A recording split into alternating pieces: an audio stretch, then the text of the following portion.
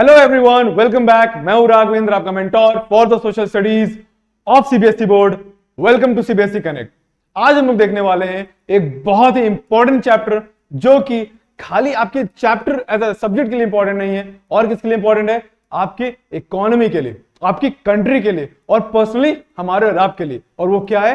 Agriculture. Right. Agriculture अगर हम देखें तो सिर्फ एक महज एक चैप्टर ना होके ये क्या है? इंडिया का, ये पूरे वर्ल्ड का बेस है। इसके ऊपर ही तो पूरी दुनिया टिकी हुई है। राइट। पेट है तो सब कुछ है, और पेट के लिए क्या चाहिए? एग्रीकल्चर। तो बिना देरी के शुरू करते हैं क्या एग्रीकल्चर। आज हम लोग क्या देखने वाले हैं? इंट्रोडक्शन देखेंगे, फिर देखेंगे टाइप्स ऑफ फार्मिंग क्या होती है, क्रॉपिंग पैटर्न्स क्या होते हैं, मेजर क्रॉप्स क्या है, फूड क्रॉप्स कितनी है इंडिया की, इंडियन मानसून, हॉर्टिकल्चर क्रॉप्स, और ये सारी चीजें हम लोग देखने वाले हैं। ठीक। अगर हम बात करें इंपॉर्टेंस ऑफ एग्रीकल्चर की, तो एग्रीकल्चर क्या है? एग्रीकल्चर भाई बैकबोन है किसकी? इंडियन इकोनॉमी की। आपको पता होना चाहिए कि भाई इंडिया एक क्या है? Agrarian economy. एग्रेरियन इकोनॉमी मतलब क्या? मोस्ट ऑफ द पॉपुलेशन आप देखते हो किसमें किसमें अपना काम कर रही है, किसमें एम्प्लॉयड है? एग्रीकल्चर में। राइट। तो इंडिया क्या है? एग्रेरियन इकोनॉमी, इसलिए बैकबोन है किसकी? इंडियन इकोनॉमी की। जब भी अगर मान लो फॉर एग्जांपल आपको पता है इंडियन एग्रेरियन इकोनॉमी है, साथ साथ इंडिया के पास एक प्रॉब्लम भी है कि इंडिया मानसून के ऊपर बहुत डिपेंडेंट है, जो कि हम देखेंगे भी चैलेंज में कि इंडिया किसके ऊपर डिपेंडेंट है? ये मानसून के ऊपर बहुत डिपेंडेंसी है, जिसकी वजह से अगर मानसून जो है अगर वो खराब हो जाए, या मानसून क्या हो, उसकी बारिश कम हो जाए, तो ये देखोगे किसी पर्टिकुलर एरिया में, तो उस एरिया का जो एग्रीकल्चर प्रोडक्शन होगा वो क्या हो जाएगा? बहुत कम हो जाएगा। एग्रीकल्चर प्रोडक्शन कम होने से क्या होगा? वहां के फार्मर्स के साथ प्रॉब्लम्स होंगी। फार्मर्स के साथ प्रॉब्लम्स होंगी तो वहां के ऊपर पॉलिटिकल प्रेशर भी पड़ेगा। पॉलिटिकल प्रेशर होने की वजह से आप देखोगे वहां की पूरी पॉलिटिक्स भी बदल जाएगी। यानी कई बार ऐसा हुआ है कि एग्रीकल्चर ने क्या किया है? पूरी इंडियन पॉलिटिक्स को भी चेंज कर दिया है। राइट। यानी अगर कभी आप देखोगे, अक्सर ऐसा देखा गया है कि अगर इंडिया की पॉलिटिक्स में कुछ चेंजेस हुए तो उसमें एग्रीकल्चर या फार्मर्स का बहुत इंपॉर्टेंट रोल है। राइट। इसलिए जब भी अपोजिशन पार्टी कोई भी होती है वो क्या करती है? फार्मर्स का बहुत सपोर्ट करती है। क्यों? क्योंकि फार्मर्स क्या है? इस कंट्री का बेस है। कैसे? आपको पता है क्यों? क्योंकि इंडियन इकोनॉमी का एग्रीकल्चर क्या है? बैकबोन है। ठीक। अब बात करते हैं क्या कैसे बैकबोन है? क्योंकि इंडिया की जीडीपी में तो कंट्रीब्यूट करती है, मतलब इंडिया की जो टोटल प्रोडक्शन है, ग्रॉस डोमेस्टिक प्रोडक्ट, उसमें अगर देखा जाए तो एग्रीकल्चर बहुत इंपॉर्टेंट रोल प्ले करती है। साथ साथ क्या करती है? एम्प्लॉयमेंट प्रोवाइड करती है। आपको पता है गांव में देखते हो मोस्ट ऑफ द पॉपुलेशन किसमें काम कर रही है? फार्मिंग। राइट। फार्मर्स है। राइट। फिर livelihood for a large portion of the population, मतलब आपको पता है एग्रीकल्चर क्या कर रही है?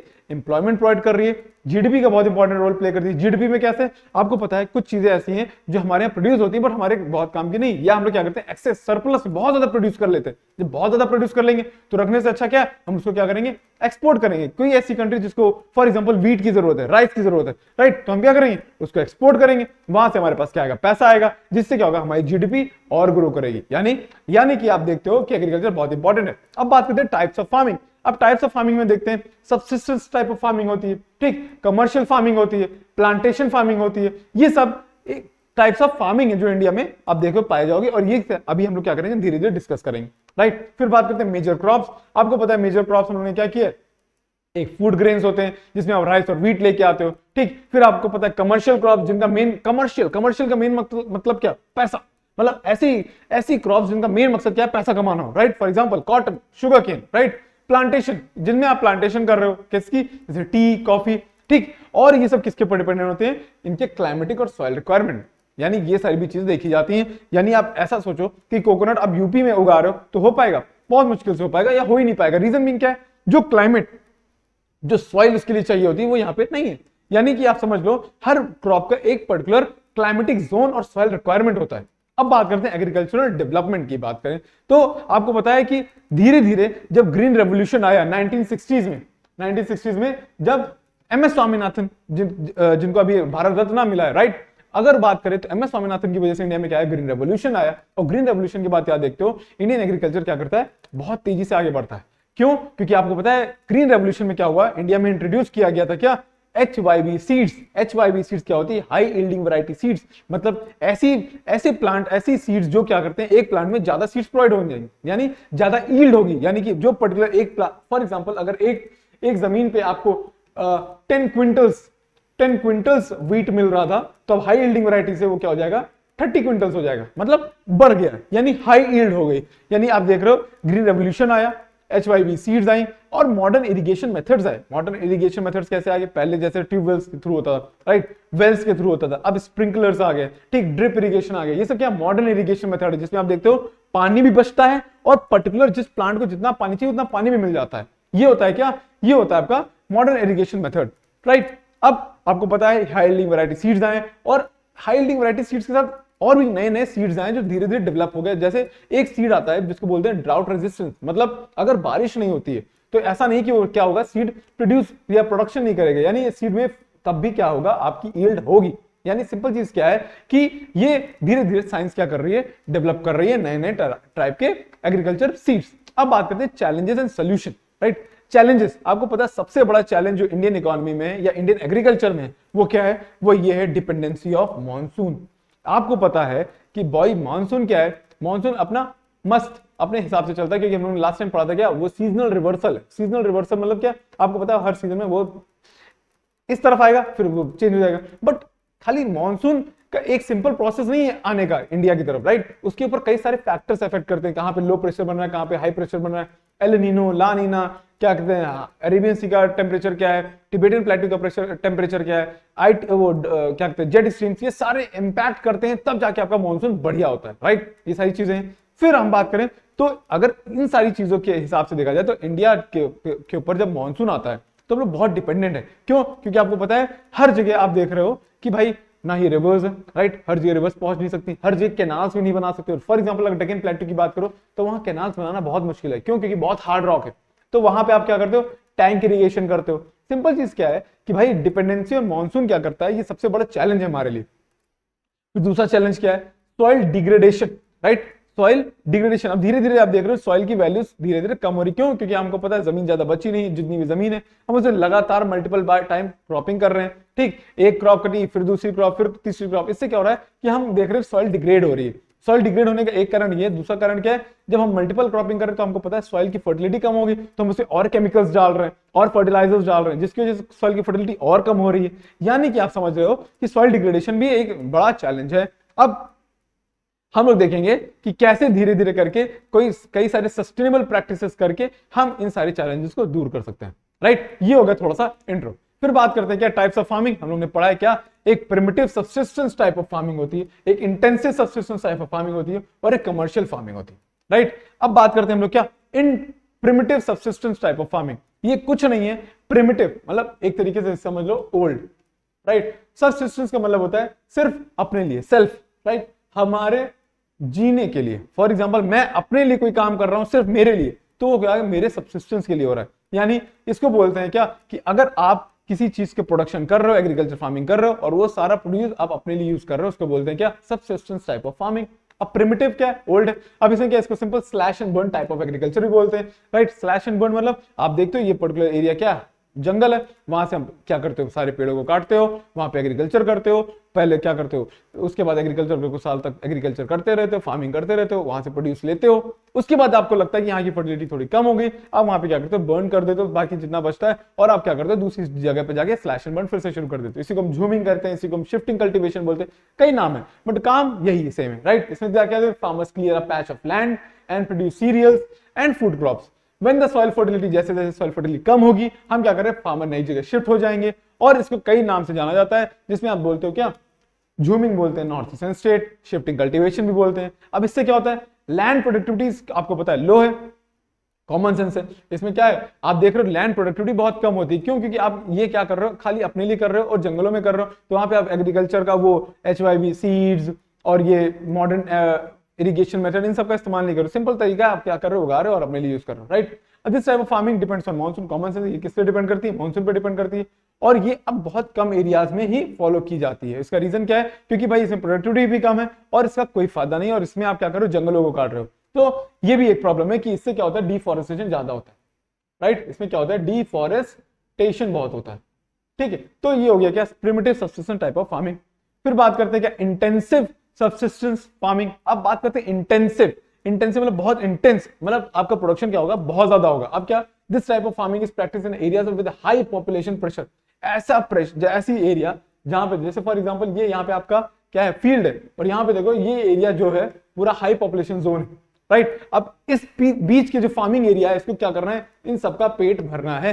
तो ये क्या होगा, एक्सट्रीम प्रेशर होगा। जब एक्सट्रीम प्रेशर होगा तो इसमें देखते हो क्या, लेबर इंटेंसिव होगा, बहुत लोग इस पे काम कर रहे होंगे, और इसमें आपको पता है इनका मेन मकसद आपको हेल्दी खाना नहीं करना है, आपको हेल्दी खाना प्रोवाइड नहीं करना है, इनका मेन काम क्या है, आपका पेट भरना। अब जब आपका पेट भरना होगा तो इनका मेन काम क्या है कि भाई जितना हो सके उतना ज्यादा प्रोडक्शन करो। जब जितना ज्यादा प्रोडक्शन करना होगा तो आप क्या करोगे, बायोकेमिकल इनपुट्स बहुत इस्तेमाल किए जाएंगे। बायोकेमिकल इनपुट मतलब आपके फर्टिलाइजर्स, पेस्टिसाइड्स, इंसेक्टिसाइड्स बहुत सारे यूज किए जाएंगे ताकि क्या हो, प्रोडक्शन बहुत ज्यादा बढ़ जाए और हम सबका पेट भरा जा सके। यानी इंटेंसिव सब्सिस्टेंस फार्मिंग में आप देखते हो कि आपको जो खाना मिलता है वो केमिकल से भरा होता है, राइट। फिर आप क्या कहते हैं, ऐसा क्यों किया जाता है, ताकि आप हायर प्रोडक्शन कर सको।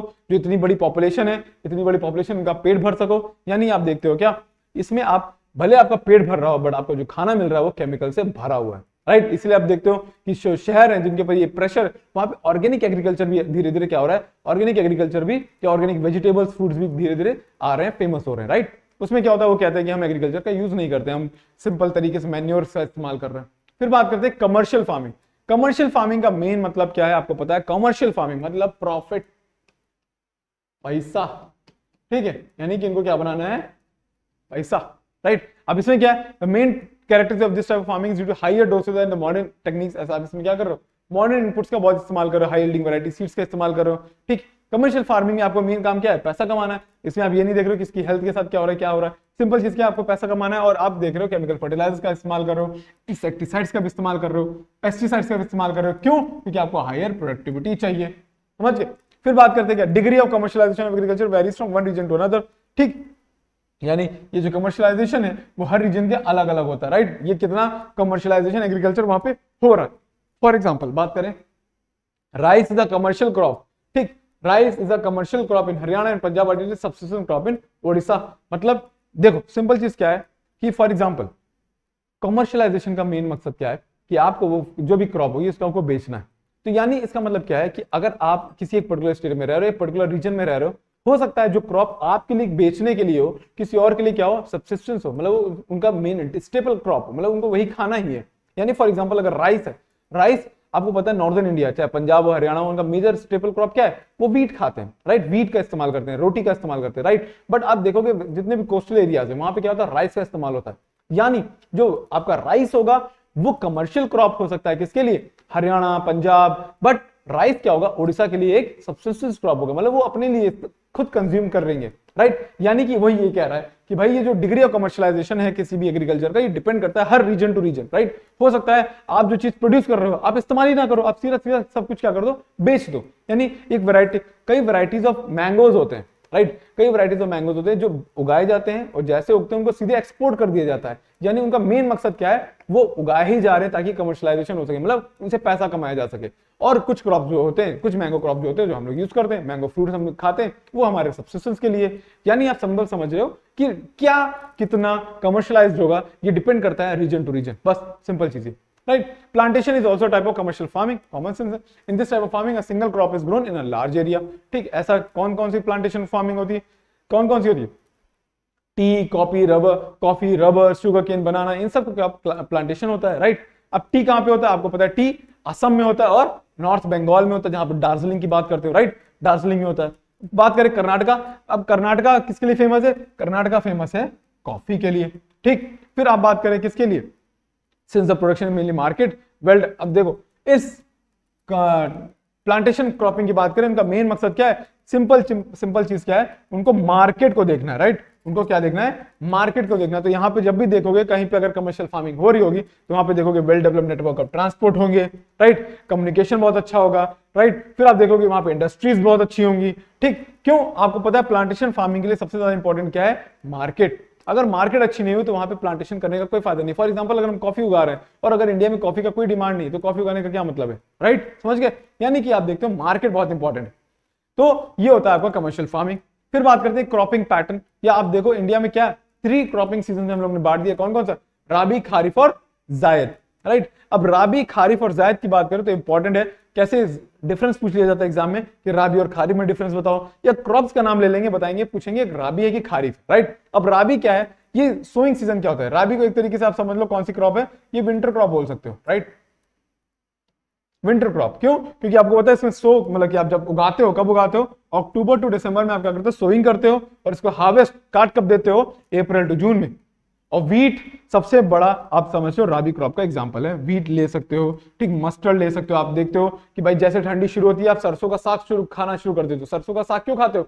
क्योंकि आपको पता है वो ठंडियों में होता है और इसीलिए आप इस्तेमाल इसका यूज कर सकते हो एग्जाम्पल की तरह कि वो राबी क्रॉप है। यानी आप अगर आप डेली लाइफ के एग्जांपल्स भी लोगे तो आपको पता चल जाएगा राबी है कि खारिफ, राइट। अब बात करते हैं खारिफ। खारिफ क्रॉप्स कौन सी हैं? जो कि रेनी सीजन में यानी गर्मियों में उगाई जाएंगी। अब रेनी सीजन में उगाई जाएंगी तो आपको पता है एक क्रॉप ऐसी है जो बहुत पानी चाहती है। वो कौन है?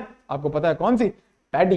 पैडी मतलब राइस। राइस सबसे ज्यादा पानी चाहती है, तो राइस किसका एग्जांपल होगा? खारिफ का। बाकी आपको ग्राउंड नट, उड़द, ज्वार ये सब तो याद करना ही करना है, बट जो मेन एग्जांपल जैसे वीट, वीट क्या है आपको पता है कैसी? राबी क्रॉप है। राइस कैसी है? खारिफ क्रॉप। अब जैद क्रॉप्स क्या है? जैद क्रॉप्स कब होती हैं? जब राबी और खारिफ के सीजन के बीच में छोटा सा टाइम ड्यूरेशन मिलता है, वहां पे उसको बोलते हैं हम लोग जैद सीजन। ये कब होता है? मार्च में होता है, राइट।